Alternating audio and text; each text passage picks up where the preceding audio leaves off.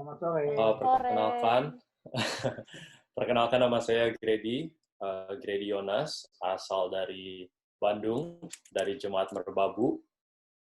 Um, tahun 2015 saya ke Amerika untuk belajar di Hartman College. Kemarin baru lulus dengan kependetaan dan juga dengan media evangelism. Dan sekarang saya kerja di campus ministry di Michigan Conference.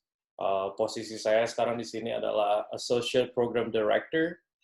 Campus Ministry di sini adalah sebuah training center yang dimiliki oleh Uni di sini dan juga oleh Michigan Conference. Misi dari campus di sini adalah untuk melatih anak-anak muda yang pergi ke sekolah umum ya, universitas sekuler, dan kita melatih mereka supaya mereka bisa jadi misionaris. Jadi biasanya kita punya program selama 1 tahun, di mana mereka akan datang, kita kasih kelas, kita kasih tunjuk gimana caranya mereka bisa menginjil, dan akhirnya mereka bisa pulang ke sekolah mereka menjadi seorang misionaris. Sekarang saya mau share sedikit dari, saya mau share screen saya.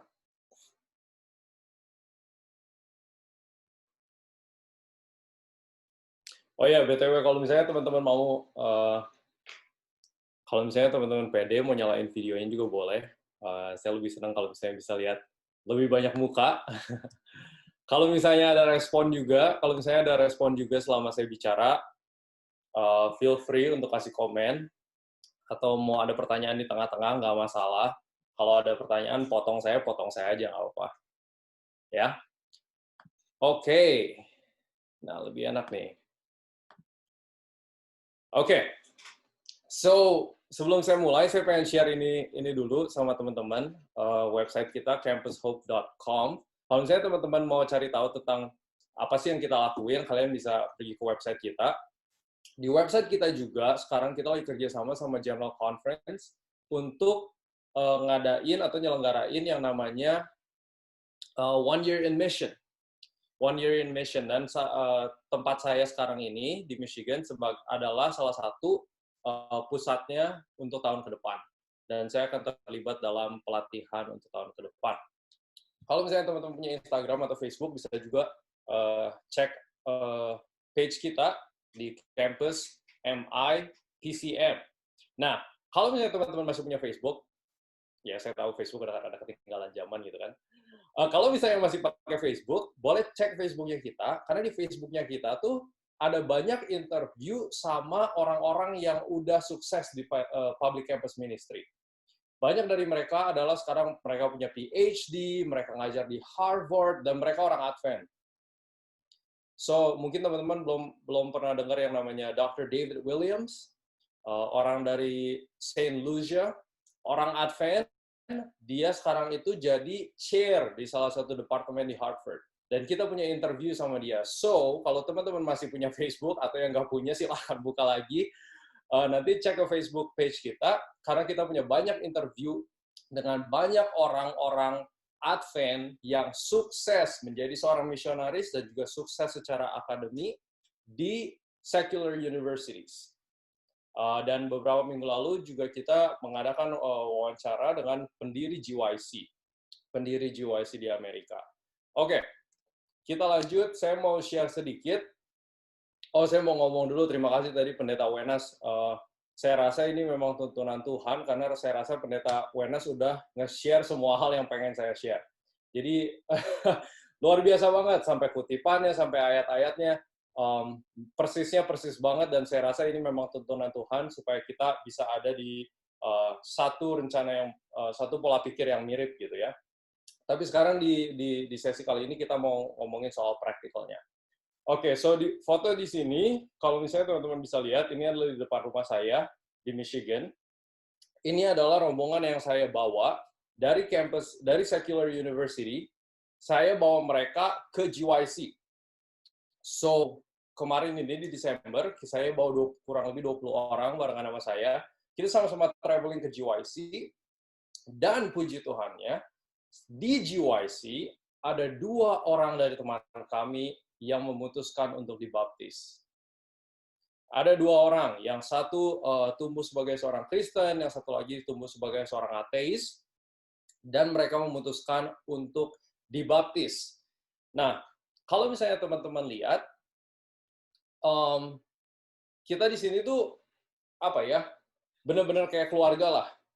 Jadi kita kemana-mana bareng, kita take care satu sama lain, dan itu juga yang membuat mereka akhirnya datang kepada Kristus. Nah, pengalaman saya nih, ini di depan rumah saya. Jadi kemarin tahun 2019, saya memutuskan untuk magang. Saya memutusin untuk magang sama campus ministry di Michigan. Ketika saya datang ke sini, karena saya magang sebagai anak kependetaan, saya ketemu sama program direkturnya. Lalu satu hal yang langsung dia bilang adalah seperti ini, Grady, tugas kita adalah untuk memenangkan orang-orang di kampus ini. Oke? Tujuannya adalah untuk memenangkan orang-orang di kampus ini. Dan tujuan kamu secara pribadi adalah, saya pengen kamu punya 10 Bible study every single week. Saya pengen kamu punya 10 Bible study setiap minggu. Dan kamu harus berusaha untuk mendapatkan 10 Bible study dalam 1 tahun ajaran. Lalu pas saya dengar goal kayak gitu, kayak, are you serious? Gimana caranya dapat 10?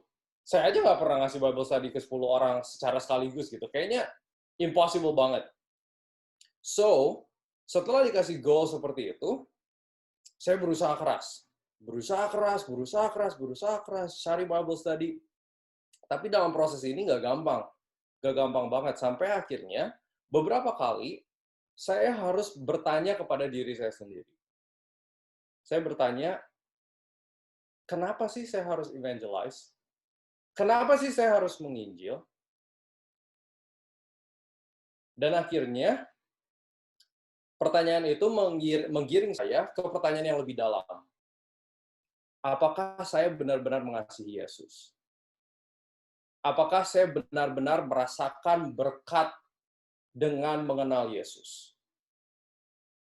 Karena kalau misalnya saya nggak merasakan seperti itu, nggak ada alasan buat saya untuk menginjil. Kalau misalnya saya punya mutiara, tapi saya nggak pernah merasakan atau mengerti nilai dari mutiara itu sendiri, saya nggak akan pernah punya motivasi untuk membagikan mutiara itu ke orang lain. Ya, make sense? Jadi karena saya dikasih beban untuk kamu harus kasih 10 Bible study, akhirnya saya benar-benar menyelidiki hati diri saya sendiri, dan saya bertanya apakah saya mengasihi Yesus. Dan akhirnya setelah setahun, saya percaya, oke, saya mau share karena saya mengasihi Yesus, dan akhirnya puji Tuhan, ada dua orang yang dibawa kepada Kristus. Hanya 2. Apakah saya dapat 10? Enggak. Saya nggak dapat 10 orang untuk Bible study. Tapi yang penting di sini adalah, saya ingin highlight lagi apa yang udah Pendeta Wena singgung sedikit. Kalau alasan kita menginjil adalah karena kita sudah mengenal Kristus dan karena kita sudah merasakan berkat dari Kristus. Kalau enggak, itu bakal jadi beban. Kalau misalnya kita belum merasakan kebahagiaan dan kenikmatan memiliki hubungan yang begitu dekat dengan Yesus, kita pasti susah lah untuk share gitu. Dan kalau misalnya kita nggak jujur, orang juga bisa ngerasain. Ya, dia mau ngomong kayak gini paling cuma dari teori doang gitu, tapi bukan dari experience. Oke, so saya punya satu pertanyaan. Kan teman-teman pergi nih ke sekuler ya, ke universitas sekuler ya. Berapa sih jumlah total murid di kampus kalian? Mungkin ada yang mau share. Banyak. Oke, jawaban banyak betul, tapi tidak cukup. Berapa? Kalau di fakultasku itu per angkatan bisa 300-an, Kak. Jadi bisa 3.000-an satu fakultas. 3.000-an ya? 2.000-an. Satu fakultas atau satu sekolah? Satu fakultas. Kalau satu universitas bisa banyak lagi. Oh ya, kira-kira berapa? Kira-kira berapa? 2.000-an. 2.000-an berarti kalau Kari nggak tahu kayaknya 10.000 deh. 10.000 sampai iya. 10.000 ya? 46.000, Lid. Iya, segitulah.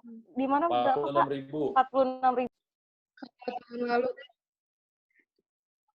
Kalau statistik Nice, tahun nice. lalu 46.000. Ini universitas apa? UI, Bang. Universitas Indonesia, Kak. UI. Oke, UI punya 46.000 ya.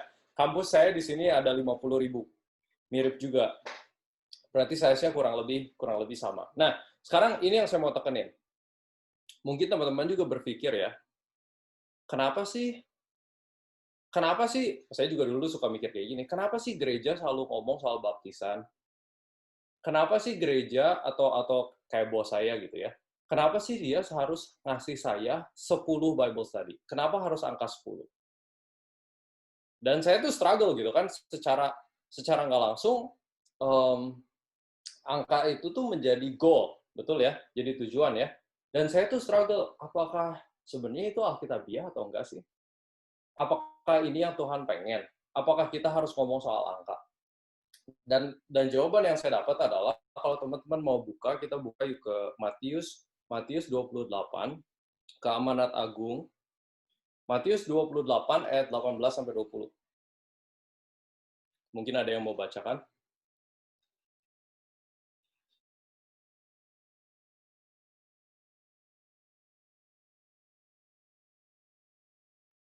Matius 28 ayat 18-20. Yesus mendekati mereka dan berkata, "Kepadaku telah diberikan segala kuasa di sorga dan di bumi. Karena itu, pergilah, jadikanlah semua bangsa murid, dan baptislah mereka dalam nama Bapa dan Anak dan Roh Kudus. Dan ajarlah mereka melakukan segala sesuatu yang telah kuperintahkan kepadamu, dan ketahuilah aku menyertai kamu senantiasa sampai kepada akhir zaman." Makasih, Ari.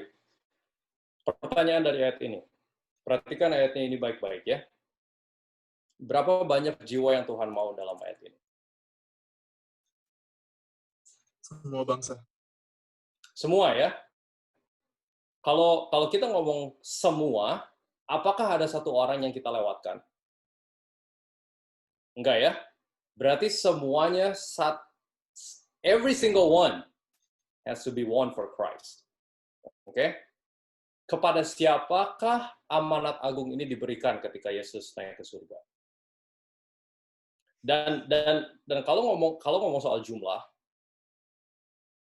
berapa kira-kira kurang lebih berapa orang yang mendengarkan amanat agung ini? At least 11, benar nggak? Murid Yesus 11, at least. Ya kan? Ada juga orang-orang di sekitarnya. Ya mungkin kita bisa kasih angka 200. Ya.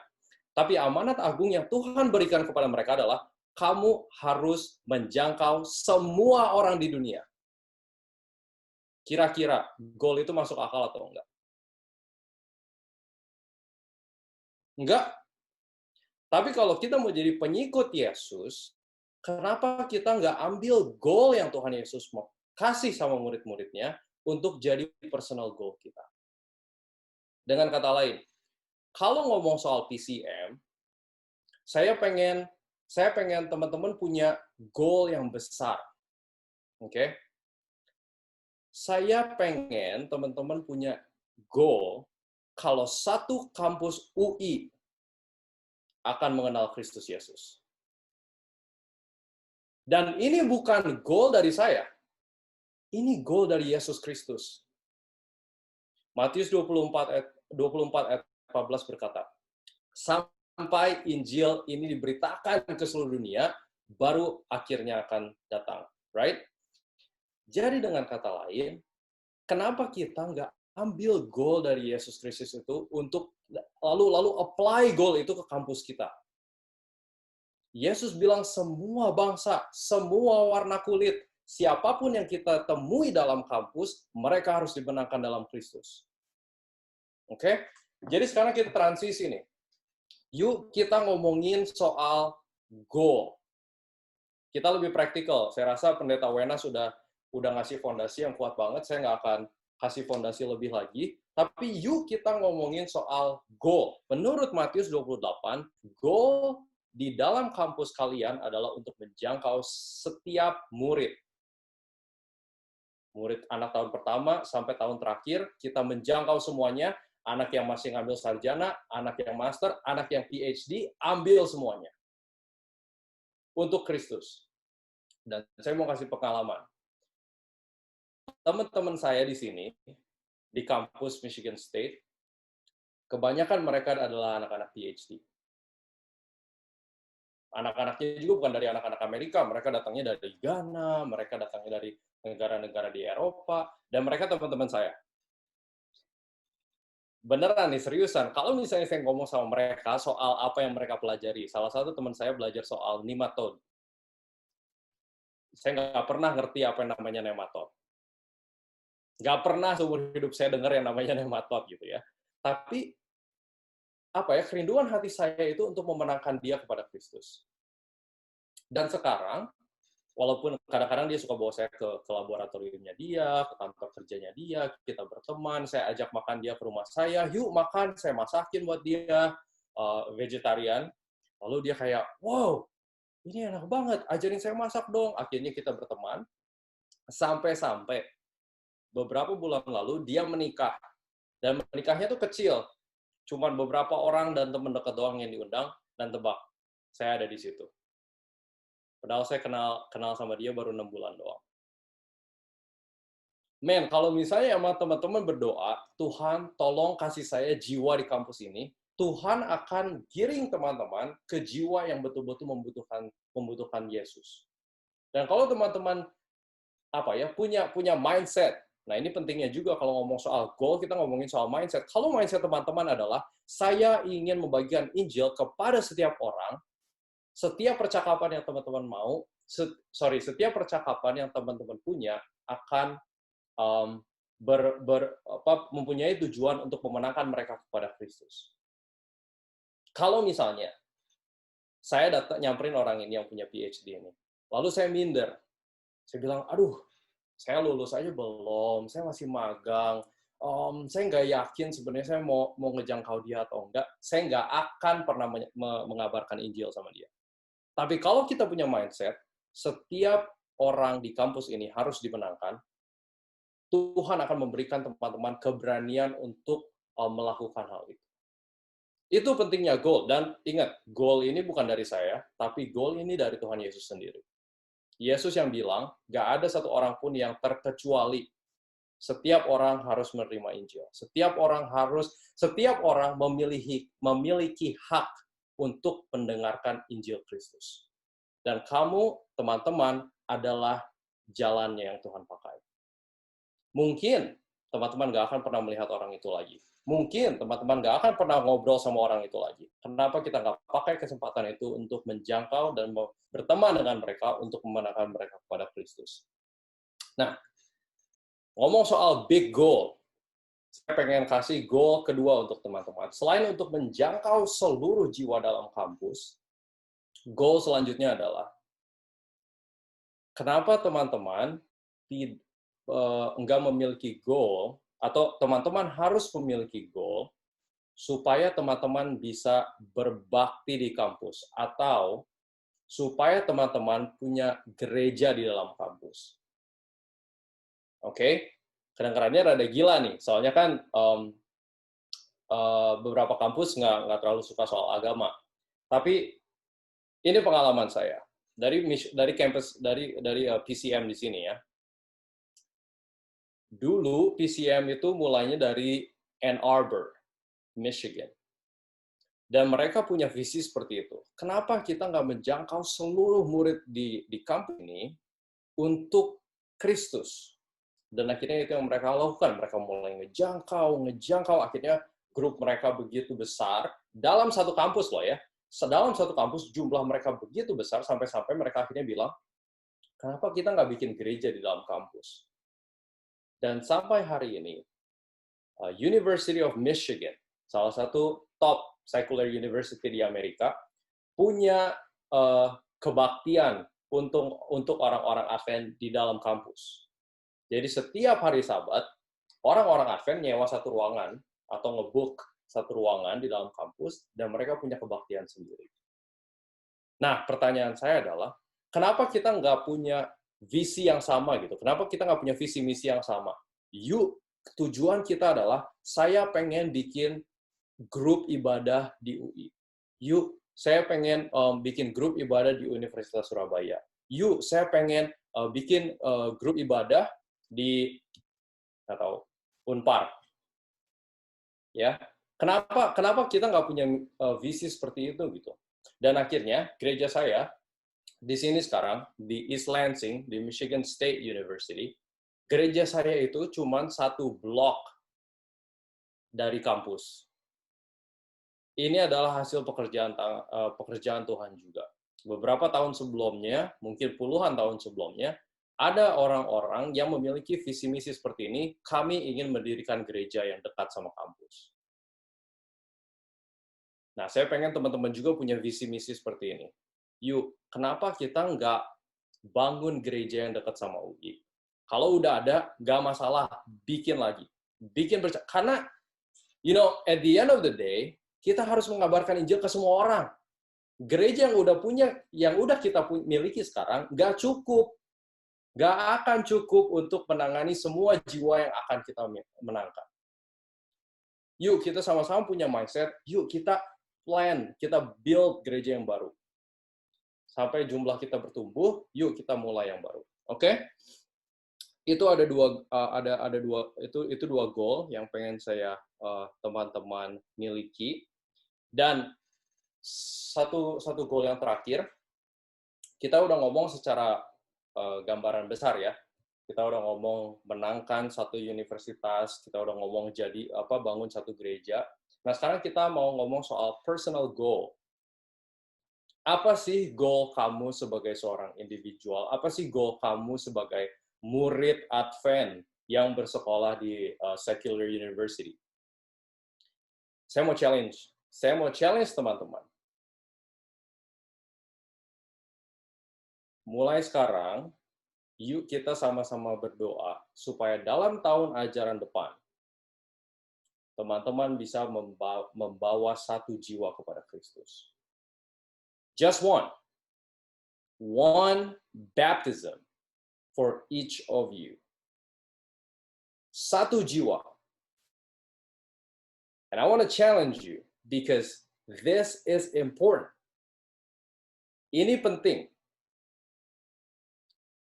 Kadang-kadang kita enggak mendapatkan apa yang Tuhan mau hanya karena kita tidak meminta. Kadang-kadang kita nggak pernah punya baptism karena kita nggak pernah minta sama Tuhan.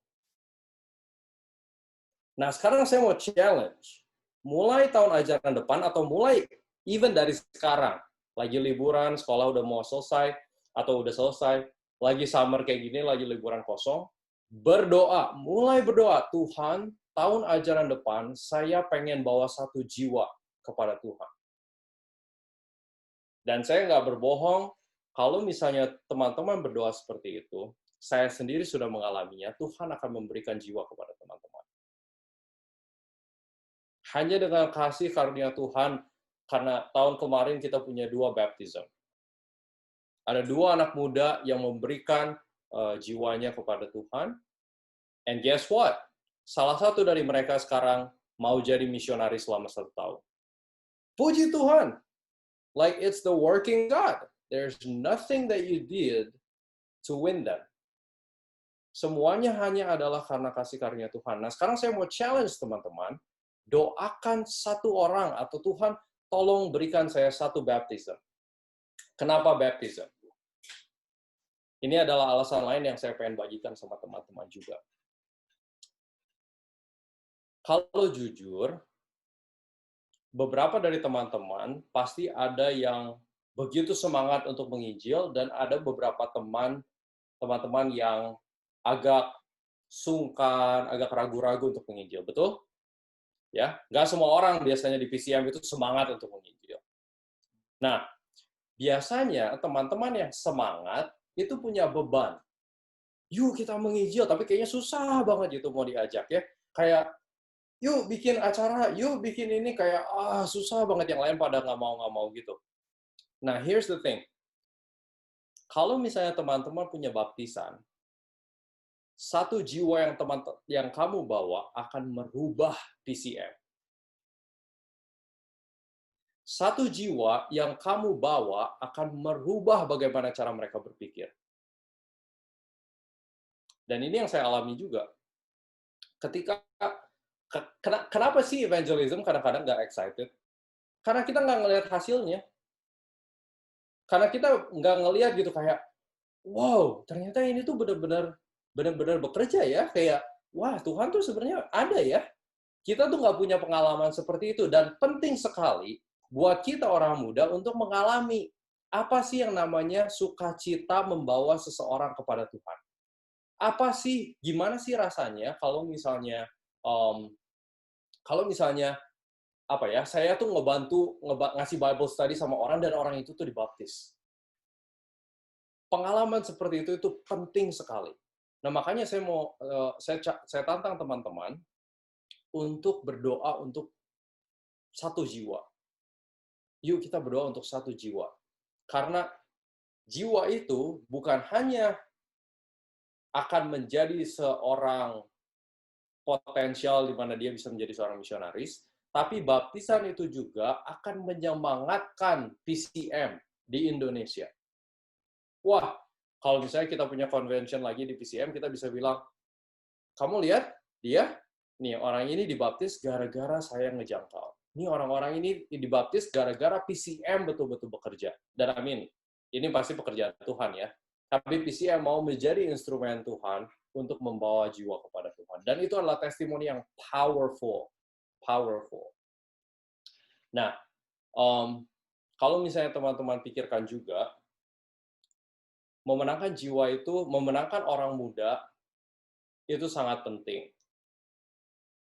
Waktu yang paling baik untuk memenangkan seseorang adalah ketika ia masih muda. Di kampus teman-teman bisa menemukan menteri-menteri di masa depan. Orang-orang yang sangat berpengaruh di masa depan. Dan kalian sekarang punya kesempatan untuk berteman dengan mereka. Orang-orang yang kalian menangkan ketika kuliah bisa menjadi orang-orang yang sangat berpengaruh di masa depan. Bayangkan, kalau misalnya teman-teman menjangkau mereka dan akhirnya mereka dibaptis untuk jadi orang Advent. Powerful, sepanjang hidupnya mereka nggak akan pernah lupa kalau mereka adalah seorang Advent. Dan ketika mereka menjadi future leaders, pemimpin-pemimpin di masa depan, mereka adalah seorang Advent. Kenapa? Karena teman-teman sudah menjangkau mereka ketika mereka ada di universitas sekuler. Oke? Kayaknya waktu saya udah mau habis. Saya mau ngasih 5 tips saja terakhir. Oke, kita udah ngomong soal big goal, kita udah ngomong soal personal goal. Sekarang pertanyaannya adalah gimana sih cara kita untuk achieve our goal? 5 poin doang. Cepat aja ya. Poin nomor 1, temukan atau kerjasama dengan gereja lokal. Oke? Teman-teman akan merasa sangat capek untuk menginjil kalau misalnya nggak didukung sama gereja lokal. Jadi cari gereja Advent yang mau support PCM, support secara uang atau kasih support secara rohani. Teman-teman harus cari gereja lokal yang setuju dengan visi misi teman-teman, yang mau mendukung teman-teman 100%. Cari pendeta yang mau mendukung teman-teman. Karena PCM itu capek. Kalau misalnya nggak didukung, teman-teman bakal kecapean dan teman-teman bakal keluar. Bakal berhenti menginjil. Tips nomor 2. Ini konsepnya biblical ya. Selalu ajak untuk nongkrong dan makan. Pasti teman-teman tahu kalau mahasiswa itu selalu lapar lah. kita senang apalagi kalau dapat makan gratis ya kan. Nah, kita bisa minta sama gereja, Pak Pendeta, kita mau ngejangkau orang nih, tapi kita mahasiswa nggak punya uang. Boleh nggak kira-kira gereja kasih dana sedikit supaya kita bisa makan sama orang? Nah, kenapa makan? Selain alasannya adalah karena mahasiswa selalu lapar, mereka rata-rata mahasiswa selalu bilang, yuk, apalagi kalau ngomong soal traktir. Alasan kedua adalah konsep ini tuh alkitabiah. Di kitab Kisah Para Rasul, ketika murid-murid fellowship, biasanya tuh selalu ada makanan. Ya. Jadi ketika kita makan itu sebenarnya kita tuh ngeruntuhin tembok. Kita ngeruntuhin tembok yang membatasi kita gitu. Dan akhirnya kayak beda lah pokoknya setelah kita udah sering makan bareng gitu. Apalagi kalau teman-teman bisa masak buat teman kalian. Itu yang saya lakukan biasanya. Kalau saya mau kenal seseorang gitu, saya bilang, kapan kamu kosong kalau misalnya lagi hari kerja gitu. Kosong nggak kira-kira Kamis siang? Yuk main ke rumah ke kosan saya, nanti saya masakin. Nah, ketika mereka datang, kita mulai kenal sama mereka, cari tahu kisah hidupnya, udah gitu mulai share soal Kristus. So, tips nomor 2, ajak nongkrong dan ajak makan. Yang ketiga, gimana cara achieve goal kita adalah ajak mereka ke event-event gereja kita. Nah, di sini kita punya yang namanya International Sabbath, di mana orang-orang pakai baju daerah, terus kita datang, terus kita punya potlucknya enak gitu ya, makanannya dari seluruh dunia. Biasanya kita undang teman-teman dari kampus. Kita ada event spesial nih, datang yuk, datang. Terus biasanya kita bikin kayak olahraga bareng, ya kan? Olahraga bareng, atau kita bikin movie night bareng. Nah, apa yang kita tonton kalau lagi movie night? Kita nontonnya biasanya dokumentari kesehatan. Kayak What the Health, atau Fork Over Knives, atau Game Changers, kayak dokumentari kesehatan, yang sebenarnya tuh ngasih tahu ke mereka kayak, hey, kita tuh orang Advent tuh vegetarian loh. Nih, kita nonton movie bareng-bareng yuk, gitu. Movie night bareng. Atau kita punya game night misalnya, yuk kita kumpul-kumpul, misalnya nongkrong di rumah saya, terus kita ngobrol-ngobrol, terus kita main-main game yang kecil-kecil seperti itu. Lalu kita juga ada yang namanya sober barbecue. Biasanya kalau di sekitar kampus kayak gini, itu terkenal banget untuk mabok-mabok. Jadi tiap makan barbecue selalu ada bir, tapi kita namainnya sober barbecue. Jadi minumnya air putih atau minuman yang manis-manis tapi nggak bir lah gitu, yang nggak ada alkoholnya. Terus barbecue-nya itu vegan, kita bikin vegan barbecue juga. Itu salah satu event yang biasanya kita lakuin juga. Nah, ini tipsnya teman-teman. Biasanya teman-teman pasti akan menemukan kesusahan kalau misalnya ngajak orang-orang gereja ke acara, ke Bible study misalnya. Sorry. Teman-teman bakal kesulitan kalau ngajak teman sekolah atau jiwa yang sedang kalian jangkau untuk datang ke Bible study biasanya. Misalnya kita tanya, yuk Bible study yuk. Mereka bilang kayak, lagi nggak pengen, gitu ya. Nah, tips yang saya dapat adalah, coba kalian ketemuan dulu sebelum Bible study. Jadi contohnya, kalian ada Bible study gitu ya, misalnya di gedung A. Misalnya Bible study mulai jam 3, kalian janjian dulu sama teman kalian jam 2:30. Jam 2:30 janjian dulu, jam 2:30 janjian dulu sama dia, udah ngobrol-ngobrol, udah jam 2:50 nih. Terus kalian bilang, iya BTW gue harus pergi nih, gara-gara gue ada Bible study, kamu ikut nggak? Jadi kayak lebih lebih smooth gitu. Lebih smooth untuk ajak mereka untuk datang ke Bible study. Jadi kayak nggak awkward, dan biasanya penolakannya juga lebih kecil dibandingkan kayak misalnya teman-teman tiba-tiba langsung ngirim teks aja, Bible study yuk, gitu. Biasanya mereka, udah ada rencana gitu. Tapi kalau misalnya kamu udah janjian dulu, terus udah gitu, ya udah ajak aja mereka sekalian ke event selanjutnya untuk Bible study, biasanya lebih mulus. Walaupun ya maksudnya bakal ditolak juga ya, nggak selalu berhasil, tapi itu tips yang lumayan kepakai juga.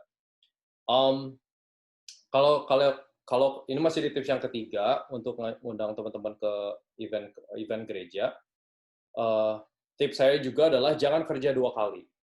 Kalian adalah murid yang sibuk. Saya ngerti, saya juga udah pernah kuliah gitu ya. Ada banyak tugas. Nah, jangan kerja 2 kali. Maksud saya apa? Be efficient. Kalau misalnya kalian punya teman di kelas, jangkaulah teman kelas itu. Nggak usah gitu kalian dalam 1 minggu punya 4 jam khusus untuk penginjilan. Kalau misalnya kalian mau, silahkan. Ya, itu mungkin lebih bagus juga.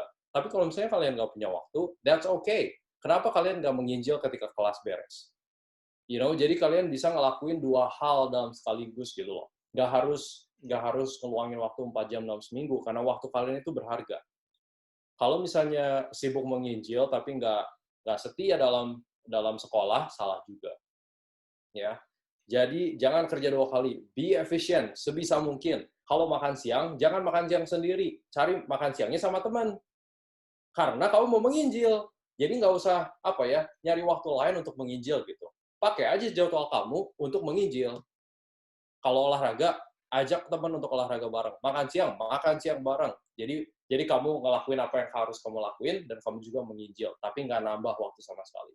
Be efficient. Yang keempat adalah, nggak tahu teman-teman di Indo udah punya klub belum? Klub Advent.